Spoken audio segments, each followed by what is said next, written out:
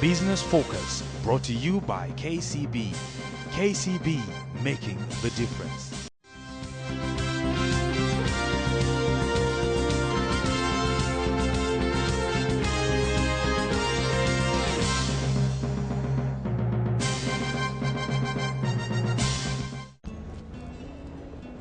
It is the last week of November 2012, a month that has seen many developments in the region, including the commissioning of the Thika Superhighway, a highway that will boost many businesses in the region by reducing the cost of doing business. Ahead on this week's show. One customer well taken care of could be more valuable than millions of shillings worth of advertising. And we spend time with an innovator who claims he has found a lasting solution to poaching using a special customized drone. For that and more, do send in your feedback on our email address bf@standardmedia.co.ke or SMS number 8041. Welcome to Business Focus with me, Malaa Kivila.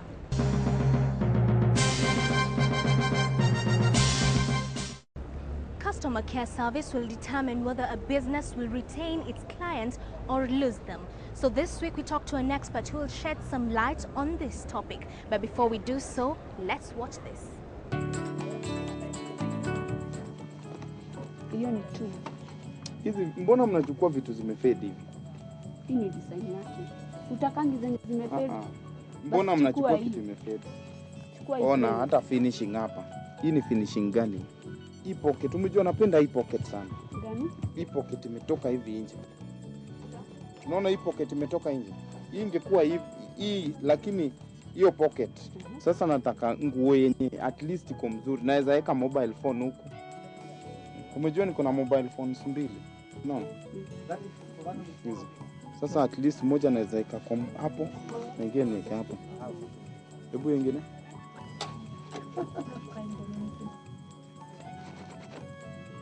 Hii si original. Hii ni original.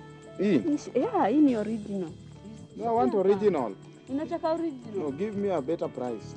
Unaona hata buttons zimeharibika. Ona. Hii ni. Hii na man, hii kitu imevaliwa. Hii siwezi chukua. Hii ingeandikwa South School hivi. South School, sio academy. Na yenye imeandikwa 50 cent. Yenye inakaa tu hivi, lakini imeandikwa Raila ama Kibaki. Utanunua tu alafu wewe ujiandishie. Na short ya Obama, mna short ya Obama ile imeandikwa nini? Short. Hivi kaa hii lakini imeandikwa ijaandikwa USA Army. Obama mingi. Obama mingi. Yeah, kuna. Ingekuwa hiyo ningechukua. Asante.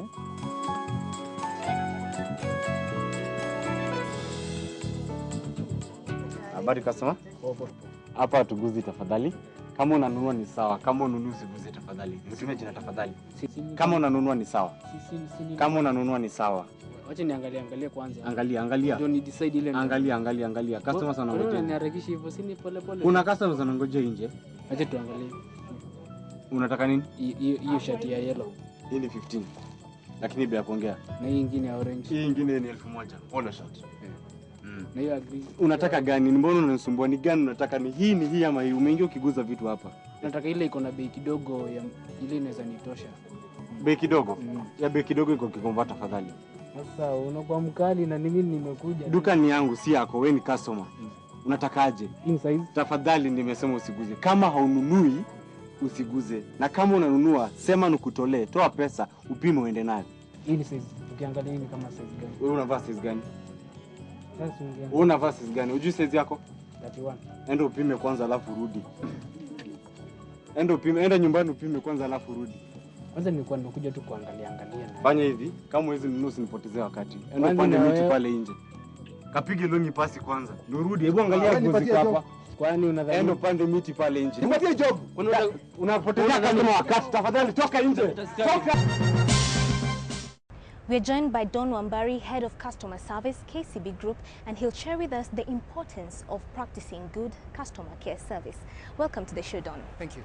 Kindly tell us, what is the importance of practicing good customer care service? Customer service is the interaction that a company offers to a customer's need. So a customer will approach an organization with a specific need, and the interaction that they go through to meet that need is customer service. It is actually judged by two factors, and these are ultimately the customer's perception. It is judged based on, does it work? In other words, is it functional? Does it meet the need? Does it improve the status of the customer? Does it improve the status of the customer, or the state of the customer? And two, what lingers? Does it last after the interaction? That's important, because then that is what establishes an emotional connection with the customer. So what are some of the mistakes that businesses do in relation to customer care service, and how do these mistakes affect their businesses? Most companies don't think about customer service in advance. It's good to notice that, to say that customer service exists whether you plan for it or you don't. So the fact that most companies don't think about it and they don't plan, that is a major failure. And by planning, I mean they need to actually walk through the entire process a customer goes through, understand it, design it, put features in, and make sure that that happens when the customer comes. So when you say greet customers, the people who do service should see you greeting customers. When you say something needs to be done, people should see it. So that's another failure. Because then the tricky thing about service is that it's not tangible. It's very abstract. It is when customers are happy about the interaction, and then it's about human beings. When they're happy about the interaction, then they're actually able to spend more money at your service point. How does it differ in a corporate or in an SME sector? I would say the difference ranging from the very nature of an SME.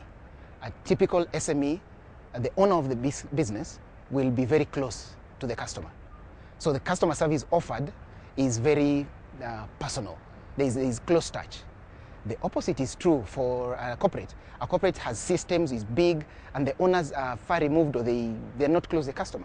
So the service then tends to be a bit impersonal, I would say mechanical, as it were. What are the benefits of good customer care service? So the general attributes would be consistency, for example. What you receive today should be what you get tomorrow, and that cuts across products or service. How you interact with a call center, for example, when you call, should not vary based on time of day or year or month. Same thing when you buy a packet of milk, it should be the same. So consistency is important. The benefit of all this is customers ultimately talk positively about you, and they have a higher chance of buying again. I mean, look at it this way. If you go to a place and you have a good experience, as a human being, that will automatically affect your mood even after you leave the place. So if you go to a place and you get good, excellent customer service, guess what? That is a seed planted in you to spread your good mood and be better at wherever else you're going to. And all that stems back to a company, because the main role of a company is to make some money while meeting a need. So when the interaction is better and customers feel good emotionally in the heart about it, then you're almost assured that that's your customer for life. What can SMEs adopt at their level when incorporating the basics of good customer care service? The owner needs to clearly understand what they want to achieve in terms of customer service. A melon from one trader to the next in whatever country is still a melon. But then if the business owner wants to sell care and concern, they will do various things. They will try and inform the customer of seasonality of the product, what are the prices looking like, and what advice do they give them. Are they going to inform them now, melons are now not coming from Marigat, they'll be coming from Malindi because things are changing, so there may be a lag. Are they going to tell them that? Are they going to tell them the health benefits of the melon? How are they going to package their melons? Will they wash the melon and display it nicely, or will it come the way it was harvested into a lorry with some smudges of broken melons and sell to the customer? Some of these things I'm saying, all of them have nothing to do with the melon. They have everything to do with the person buying. So they need to ask, what is the intangible product I'm selling?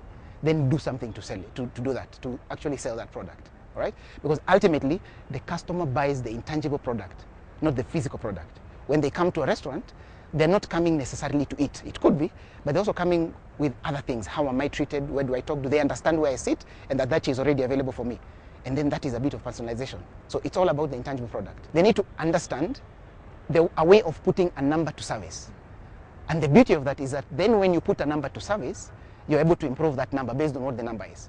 As opposed to saying, our customers are happy, or customers are not happy, or our complaints are increasing. The thing is to ask, if there were 10 customers who are not happy about a product, and there were 100 of them who use the product, as opposed to a situation where you have 15 customers who are unhappy about a product, and at that time we had 250, work out the percentages. Is that increase in percentage good or bad? Try and prod and understand, why did they say they were unhappy? And what do you need to fix? Then after you fix that, go again and take another measurement. And it ranges from measuring various things. You could also measure how long does it take us to deliver a service? How long does it take us to acknowledge a customer? How long does it take us to be responsive? What are the turnaround times? What are the cycles in our product? And once you measure those, because they have an impact on the customer, when they improve, customer service ultimately improves. Thank you so much, Donald. Thank you very much. Okay, that's all you needed to know on good customer care service. Keep it business focused. With an increase of poaching of elephants and other wild animals in East African parks, Moses Gishangi has designed a prototype of a Kenyan drone that can be used to safeguard our parks from poachers. Find out how it works after the break.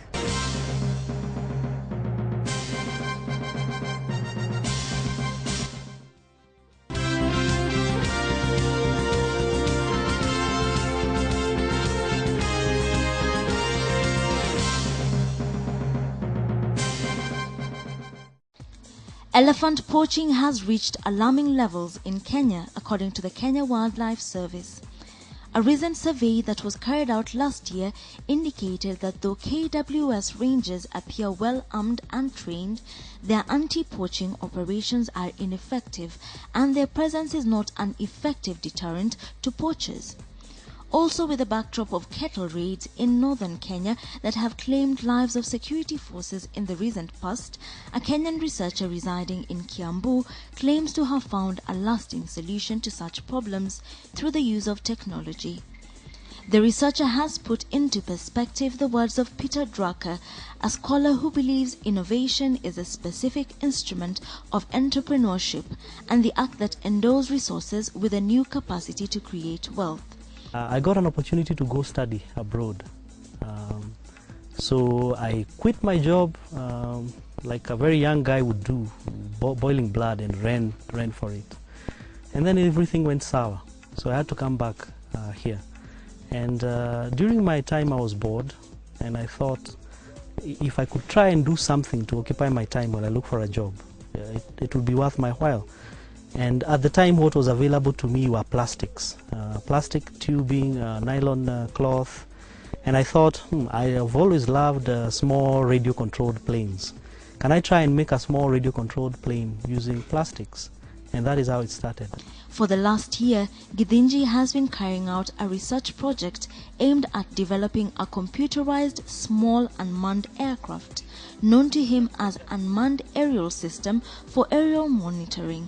In fact, I had done an earlier analysis of what it would entail to do this as a business.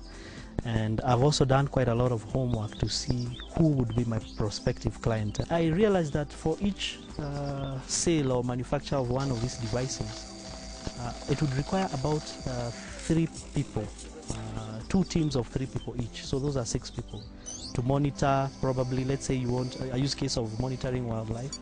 Probably have a crew of 3 alternating with another crew of 3. Those are 6 people. So you could actually create 1 or 2 jobs for people, in addition to the crew who would probably, the team who would actually be assembling this. So it could actually turn into a viable business. Initially, he was practicing information technology before he got a sponsorship to study abroad. Through his blog, he raised some funding to carry out his research.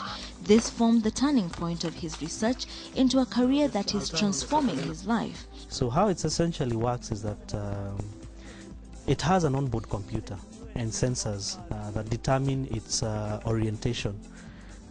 It's supposed to ideally, of course, fly level, but there are deviations, because as it flies, you can imagine there would be wind, which would cause it to move about either left or right. So it has sensors and mechanisms done in software to make sure that it comes back level.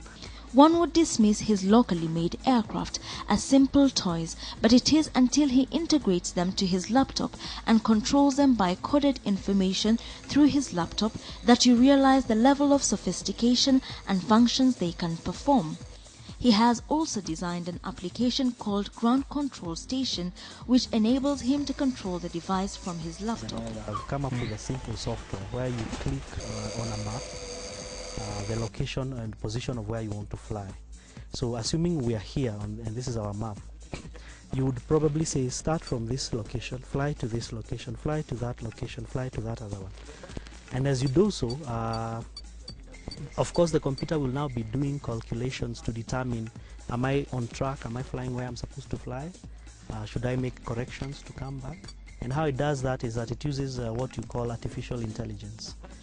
His unmanned aircraft is fitted with a special high-resolution camera and can transmit surveillance images to his laptop when flying. So the camera will essentially be fitted probably at the front of the aircraft or under the aircraft, so that as it flies, you're able to see the terrain down there.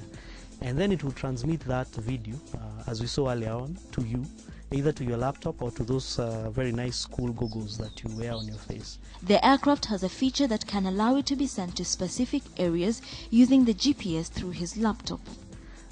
Right now, because I do not want to, as of yet, I'm not at a stage where I can take a license from the Communications Commission of Kenya, I use frequency ranges that are within the free, the so-called free ranges, like the Bluetooth and the Wi-Fi. According to Githinji, the unmanned aerial system would come in handy in monitoring endangered animals in the park against poachers, as well as to track cattle raiders in areas such as the Suguta Valley in Turkana, where cattle rustling flourishes. Those are some of the applications you could have. If I could revisit wildlife, I wanted to mention that we've had in the media recently a lot of poaching going on, which is very sad. And how you could probably do this, avoid the poaching and all that, is monitor the national parks. Build this particular small model is around $5,000, which is more or less 500,000 shillings. What is expensive is not the materials themselves that you use, but it's the electronics which are expensive, and of course the research time that you'd spend, the build time that you'd spend. For now, what Moses has is a great idea and a prototype designed to prove that the idea works. Let us adopt technology such as this so that we create jobs, so that we end social strife, and social strife is what results to fighting and people doing bad things. So let us use technology for good. As he makes his contribution to Vision 2030, which supports innovation, he believes that with funding he can develop a sophisticated product that would be used to fight crime in Kenya.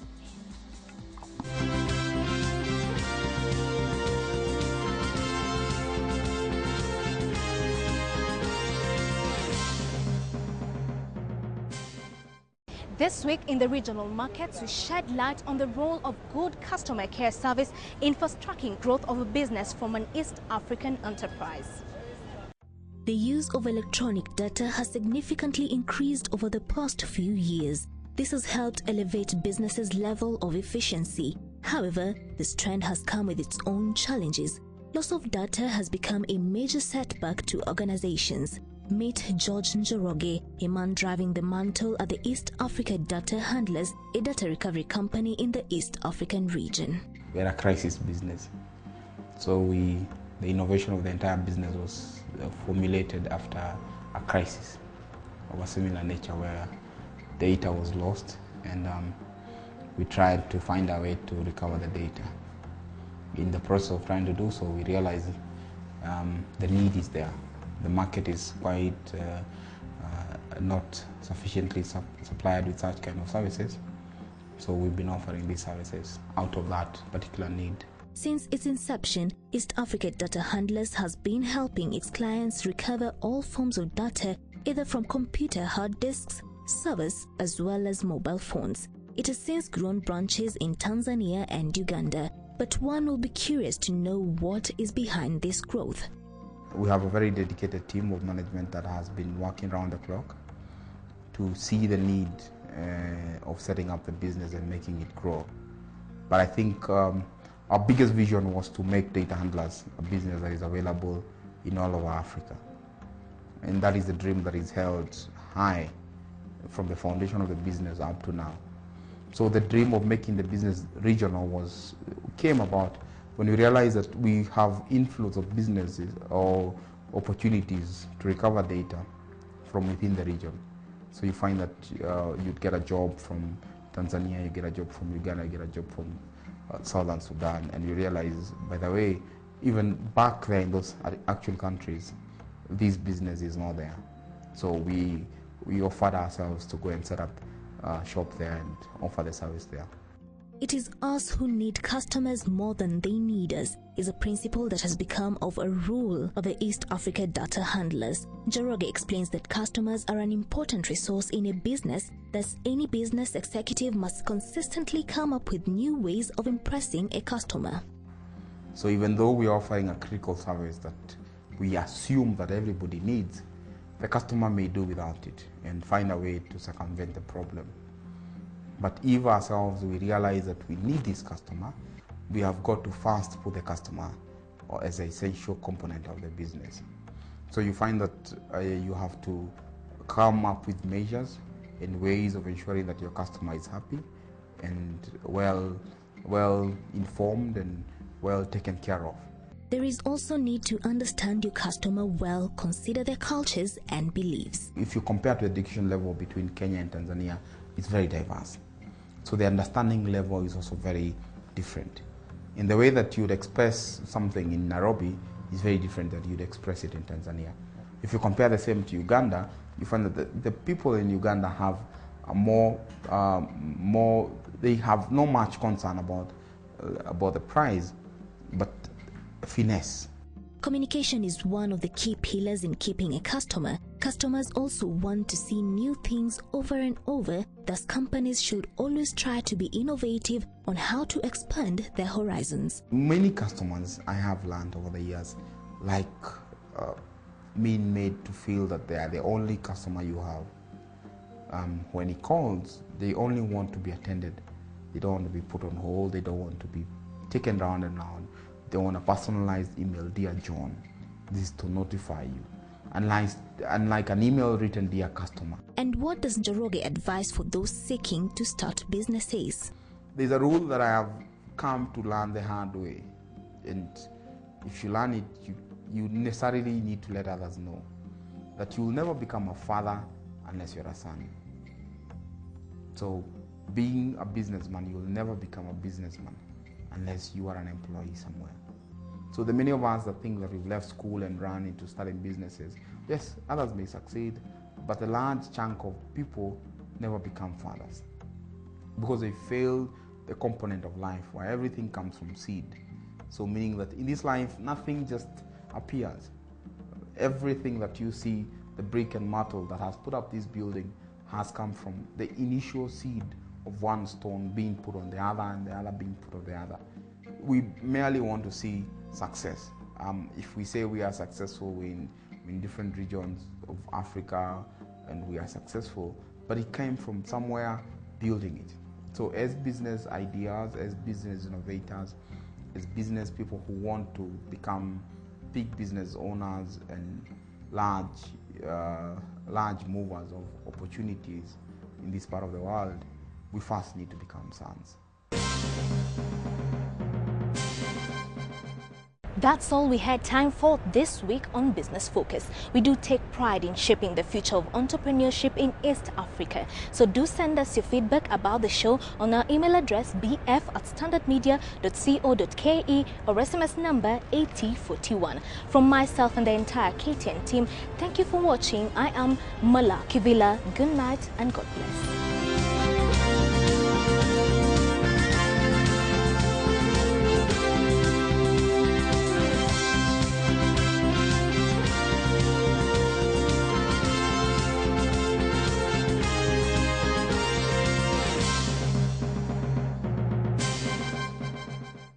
Business Focus, brought to you by KCB.